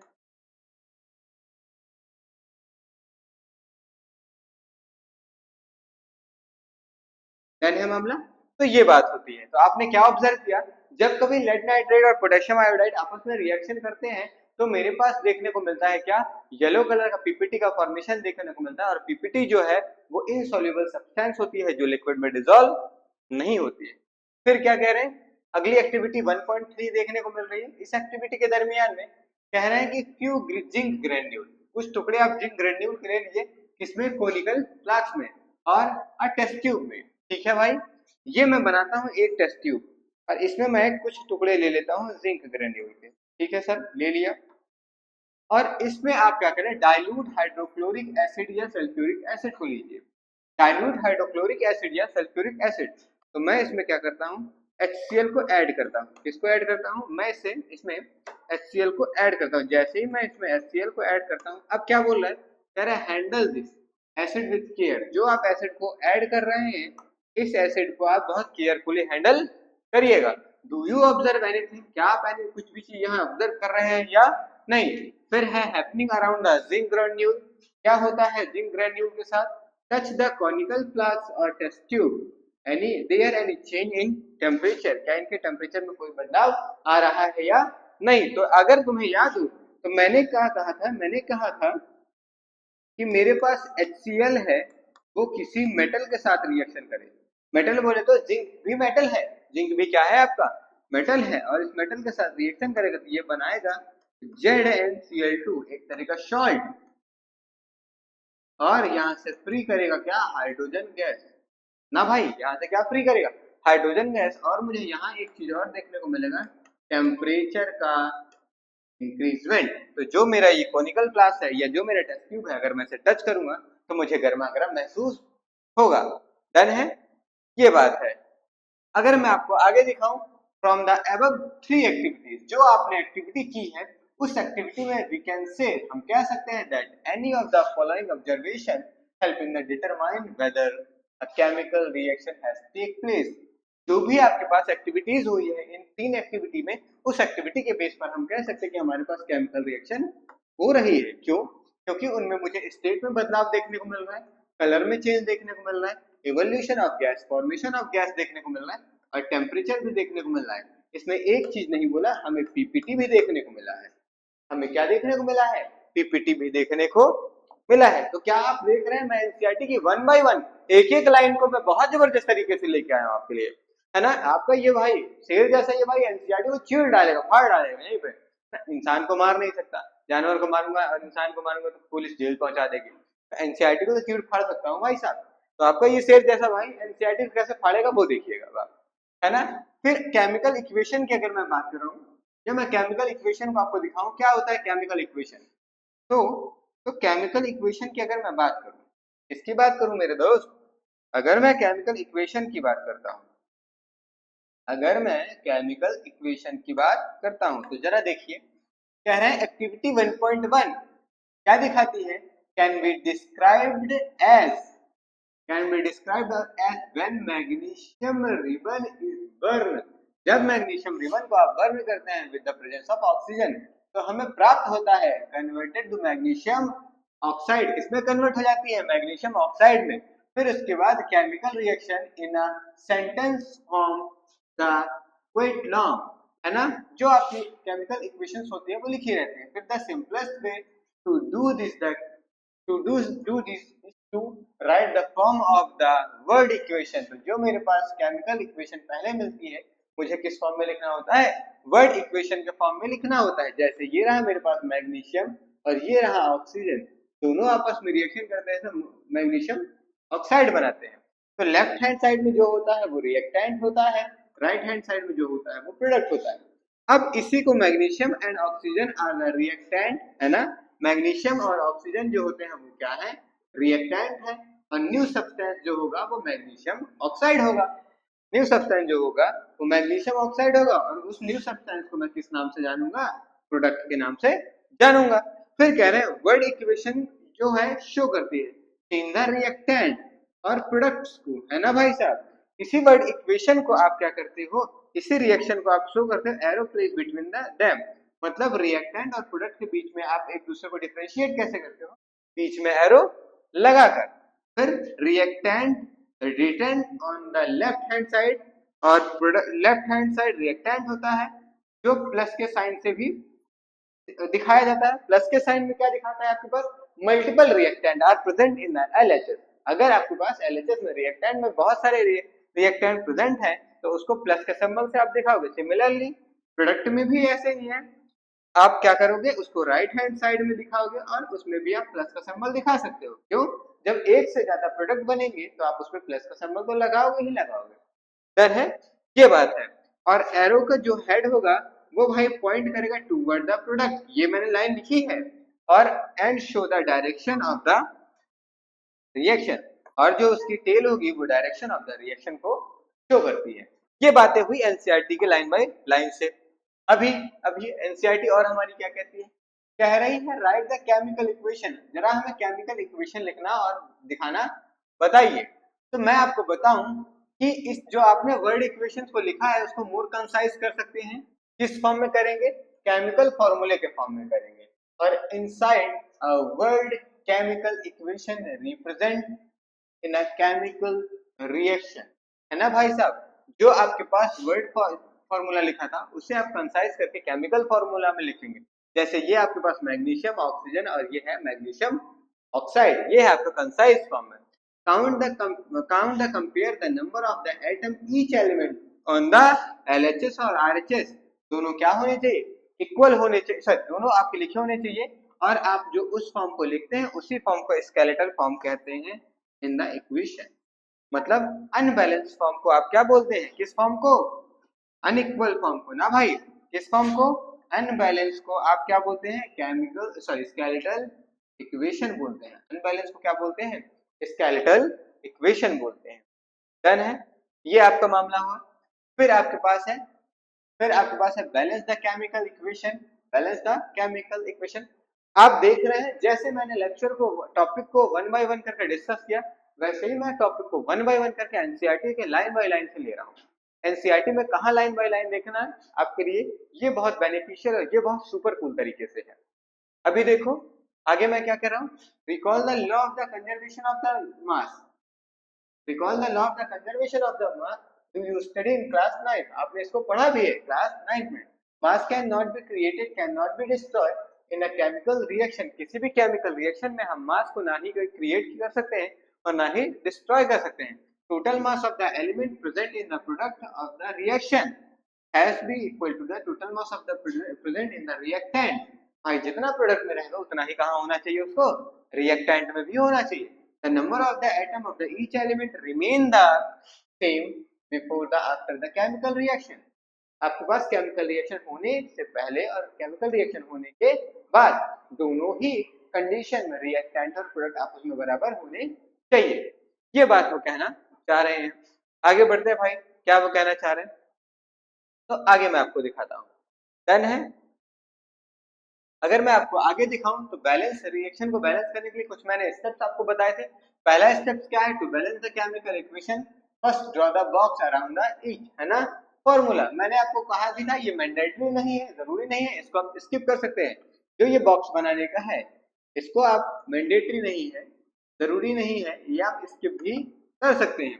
फिर है लिस्ट करना है number of the atom different element present in the LHS और आरएचएस इन अनबैलेंस इक्वेशन। जैसे मेरे पास FeH है, FeH और O है, तो अगर मैं इक्वेशन में दिखाऊं यहाँ पे तो Fe है और H है और O है, तो दोनों को लिस्ट करो। Fe LHS में कितना है, 1 है, H कितना है, 2 है, O कितना है, 1 है, लिस्ट कर दिया मैंने भाई। राइट हैंड साइड पे Fe कितना है, 3 है, O कितने हैं, 4 हैं, H कितने हैं, 2 हैं। क्या इनको आप मैच करो, क्या ये बैलेंस है, क्या ये बैलेंस है, तो मेरे भाई नहीं, ये बैलेंस नहीं है। और अगर ये बैलेंस नहीं है तो इनको बैलेंस करने के लिए हम अगले स्टेप को फॉलो करेंगे। क्या कहता है अगला स्टेप, देखिए कह रहा है कह रहा है कह रहा है conjugate start to balancing with the compounds that contain the maximum number, वहां से करिए जहां पे maximum number of the atom है ना। इट मे बी रिएक्टेंट और प्रोडक्ट, ये क्या होगा, चाहे रिएक्टेंट में ज्यादा नंबर हो चाहे प्रोडक्ट में ज्यादा नंबर हो। तो सबसे ज्यादा नंबर किसके पास था भाई, सबसे ज्यादा नंबर था मेरे पास, सबसे ज्यादा नंबर था मेरे पास ऑक्सीजन के पास, सबसे ज्यादा नंबर था मेरे पास किसके पास, ऑक्सीजन के पास। सबसे ज्यादा नंबर था किसके पास, ऑक्सीजन के पास। तो सबसे पहले किसको बैलेंस करने की कोशिश करेंगे, ऑक्सीजन को बैलेंस करना शुरू करेंगे। डन है मामला, आओ जरा आगे बढ़ते हैं। ठीक है, देखो फिर क्या कह रहा है, कह रहा है can not the alert has formula the compound of the element small the reaction. Done है। अगला स्टेप क्या आपको दिखा रहा है, देखो वो क्या आपसे कहना चाह रहा है, मैं अभी आपको क्लियरली दिखाता हूँ। ये रिएक्शन जरा आप देखो, Fe और H को इधर बैलेंस करना है। H है इधर कितने, 4 दूनी 8, कितने H है भाई साहब, 8 H है। और यहाँ तुम्हारे पास कितने H है, 2 H है। कुछ ऐसा कर दिया जाए, कुछ ऐसा कर दिया जाए मेरे दोस्त, कुछ ऐसा कर दिया जाए कि 8 बन जाए। तो जरा देखो, इसको 8 बनाने के लिए अगर मैं यहाँ 4 से मल्टीप्लाई करूँ तो 4 2 8 हो जाएगा। लेकिन यहाँ ऑक्सीजन भी कितने हैं, 4 है। यहाँ ऑक्सीजन कितने हैं, 4 है। Fe यहाँ 3 है और यहाँ Fe कितना है, 1 है। जब 1 है तो इसको मैं अगर 3 से मल्टीप्लाई कर दूं तो अब ये रिएक्शन बैलेंस हो गई क्या, हाँ सर, अब ये रिएक्शन बैलेंस होगा। और वो वही लिख रहा है भाई, 2 आपके पास कितने थे हाइड्रोजन, उसको 4 से मल्टीप्लाई कर दिया तो कितने बन गए, 8 बन गए। डन है। अगला है Fe are the item of the still not balance. Fe को भी बैलेंस करने के लिए उसने कुछ प्रोसेस को लगाया और उसको 3 से मल्टीप्लाई कराया, फिर इसे मल्टीप्लाई कराया, तो वो भी क्या हो जा रही है, बैलेंस हो जा रही है। सही है क्या ये बात। To check the correction, to check the correctness of the balance of the equation, है ना। ये सारी प्रोसेस करने के बाद आप लास्ट में क्या करेंगे, चेक करेंगे जो आपकी इक्वेशन बन के आई है क्या वो बैलेंस है या नहीं। फिर writing the symbol of the physical state. अब भाई जो आपके पास फिजिकल स्टेट्स है उनको भी आप लिखेंगे। जैसे Fe मेरे पास सॉलिड है और मेरे पास H2O गैस है, Fe3O4 मेरे पास वो सॉलिड है और मेरे पास हाइड्रोजन गैस है, इनके स्टेट्स को लिखेंगे। तो अब मैं आपको बता दूं जो स्टेट है वो आपको 3 तरह से देखने को मिल जाएगी, SG और L या AQ। S क्या है, सॉलिड है, G क्या है, गैस है, और L क्या है या AQ क्या है, लिक्विड का। देन है ऐसे स्टेट्स आपको देखने को मिलेंगे। The reactant and the product are the mention along with their the chemical formula, है ना। रिएक्टेंट और प्रोडक्ट सब केमिकल फार्मूला मेंशन होते हैं, चाहे गैसियस स्टेट में, चाहे लिक्विड स्टेट में, चाहे सॉलिड स्टेट में हो, चाहे एक्वस स्टेट में हो, किसी भी रिएक्टेंट में प्रोडक्ट में आपको ये देखने को मिल जाएगा। डन है, नोटेशन है। तो गैसियस को G से, लिक्विड को L से, एक्वस को S से और S से देखने को मिलता है। ऐसी चीजें आपको देखने को मिलते हैं। फिर कह रहा है symbol of the gases used in the H2O, जैसे आपने सिंबल ऑफ गैसेस देखा होगा H2O के साथ। फिर indicate that this is the reaction of water used to the formula और स्टीम्स। डन है। फिर कह रहा है the reaction condition such as the temperature और प्रेशर, टेम्परेचर और प्रेशर भी तुम्हें देखने को मिल सकता है और कैटालिस्ट भी देखने को मिल सकता है। तो टेम्परेचर को आप किससे दिखाओगे, टेम्परेचर को आप डेल्टा से दिखाओगे, प्रेशर को आप क्या लिखोगे, ATM लिखोगे, और कैटालिस्ट को आप जो भी कैटालिस्ट यूज होगा उसको पूरा आप लिखोगे। तो ये चीजें भी आपको देखने को मिल सकती है। वो ये बात बोल रहा है। डन है। तो फाइनली आज का लेक्चर हमारा बहुत ही प्यारा और बहुत ही कॉन्सेप्चुअल तरीके से खत्म हुआ, बहुत ही जबरदस्त तरीके से खत्म हुआ। तो मेरे भाई मुझे लगता है I think each and everyone सब कुछ एक एक टॉपिक वन बाय वन एक एक स्टेप्स को मैंने एक्सप्लेन कर दिया अकॉर्डिंग टू योर एनसीईआरटी। मैं ये कहना चाह रहा हूँ कि भाई जितना मैं आपको पढ़ा रहा हूँ मोर देन इनफ है टू योर बोर्ड एग्जाम। तो आप परेशान मत होइएगा कि सर प्रॉपर एनसीईआरटी को फॉलो कर रहे हैं या नहीं। तो भाई प्रॉपर एनसीईआरटी के साथ साथ मैं हर उस टॉपिक, हर उस जो है चीज को फॉलो कर रहा हूँ जो आपके लिए बोर्ड के लिए बहुत जरूरी है। तो बिल्कुल डरना और बिल्कुल घबराना नहीं है। आप अपने इस भाई पर, आप अपने इस दोस्त पर, आप अपने इस मित्र पर बिल्कुल यकीन करके रखें और चीजों को वन बाय वन करके एक एक करके आराम से बहुत प्यारे तरीके से और बहुत कॉन्सेप्चुअल तरीके से डिस्कस करेंगे।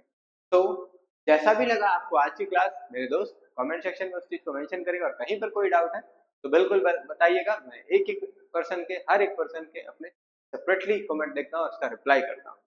तो कहीं पर कोई प्रॉब्लम हो तो बिल्कुल पूछिएगा मेरे से। तो आज की सेवाएं यहीं पे समाप्त होती है। Thank you so much for मेरे साथ लगातार बने रहने के लिए और उसके बाद लेक्चर को देखने के लिए। Thank you so much.